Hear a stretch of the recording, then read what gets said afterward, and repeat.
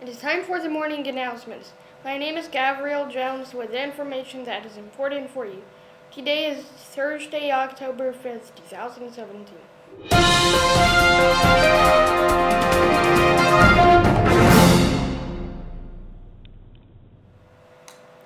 The week is coming to a close.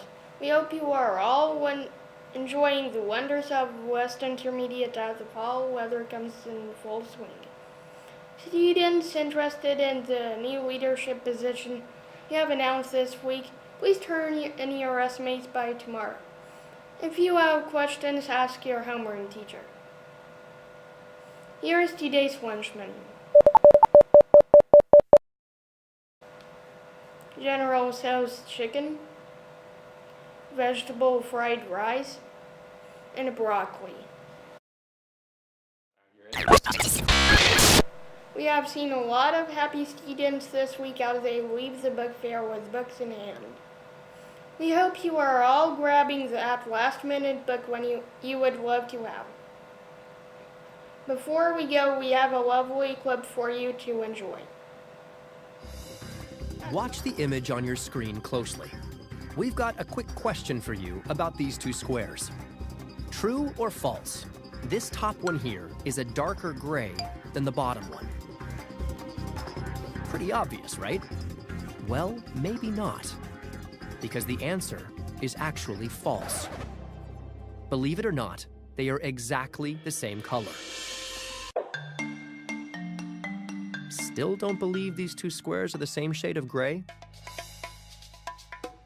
This man, experimental neuroscientist Bo Lotto, is going to show you why your brain is constantly being fooled by what it sees.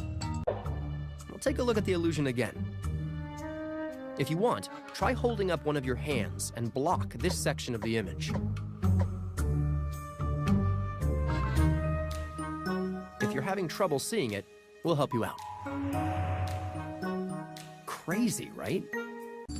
Take a look at this object. One glance and you know what it is. But how do you know what it is and where it's positioned in space? Well, let's break it down. The light reflected by this object is converted by your eyes into an electrical signal and is sent down a neurological pathway called the optic nerve to the back of your brain. Starting in this region, called the visual cortex, the image is cross-referenced with memory of past experiences stored throughout your brain as you try to identify the object. Once it's figured out what it is, your brain has to decide how the object is positioned in space, and one of its most reliable tools is to use shadows. Here's another illusion to show you how that works. Take a look at that basketball again. We're going to put it on the court and move it along a diagonal. Now we're going to add a shadow. It's still moving in the same way, right? Okay, so what if we change the position of the shadow? Do you think we can trick your brain into seeing the ball's motion differently?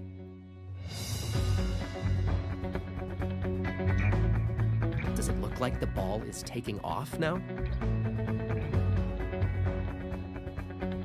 Let's tweak the shadow one more time. What's the ball doing now? Looks like it's bouncing, right? In a world with a single light source, your brain has learned to trust shadows as a near foolproof way to know the behavior of objects in space. And in general, it's worked. Until now. Behind me, there are two shadows that both appear gray because we have two white lights that are facing me. Now, if we replace with a purple filter, let's see what happens to the colors you see. The shadow no longer looks gray, it looks green.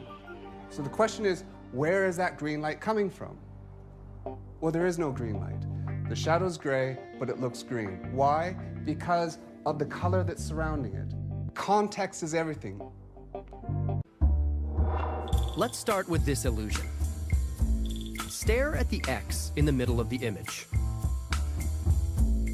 Do you see the green dot moving around in a circle?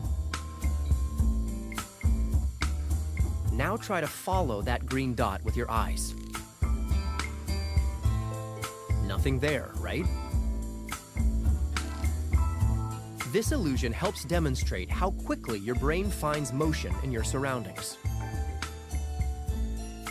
Want to see how it does this?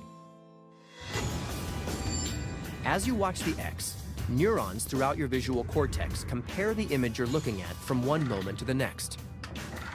Specific neurons track the changing position of objects between the images, allowing you to comprehend them as moving through space. In the moving circle test, the missing dot here leaves an after image. As this after image shifts position, your brain sees a pattern that it decides is motion, and it stitches together the frames to see a moving green dot. Cool, right? That is all we have for today. Tune in tomorrow for more news and updates. Please stand for the Pledge of Allegiance and remain standing for a moment of silence. I pledge allegiance to the flag of the United States of America and to the republic for which it stands, one nation, under God, indivisible, with liberty and justice for all.